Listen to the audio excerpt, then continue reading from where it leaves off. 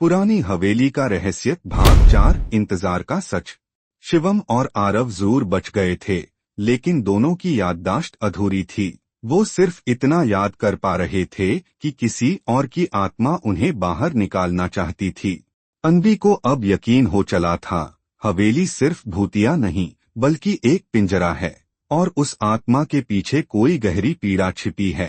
अन्वी ने पुरानी सरकारी रिकॉर्ड्स खंगाले, तब उसे पता चला राजमहल हवेली असल में एक रियासत थी जहां 1897 में राजकुमारी देवयानी को जिंदा दीवार में चुनवा दिया गया था, क्योंकि उसने एक आम आदमी से प्यार किया था। उसका प्रेमी हर रात हवेली के बाहर आता और अंततः वहीं आत्महत्या कर बैठा। उस दिन से लेकर अब तक हवेली हर तीसरे साल एक आत्मा को खींचती है और तब तक नहीं छोड़ती जब तक कोई उसकी प्रेम कहानी को पूरा न करे।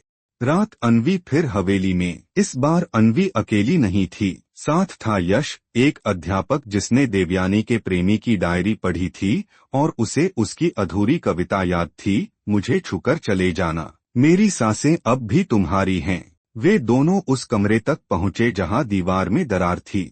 वहां खून से लिखा था, अब भी इंतजार है, उस आखिरी वचन का। यश ने जैसे ही कविता दोहराई, हवा सिहर उठी। कमरे में अचानक गुलाबों की महक फैल गई। दीवार से एक नारी आकृति निकली, पहले विकराल फिर शांत। वो देवयानी थी।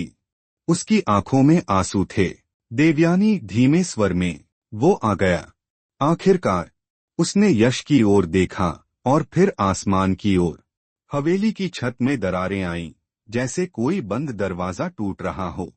और फिर पहली बार हवेली की घंटी बजी। 100 साल बाद देवयानी की आत्मा धुएं में बदल गई। हवेली की दीवारें गिरने लगीं, जैसे उसका श्राप खत्म हो गया हो।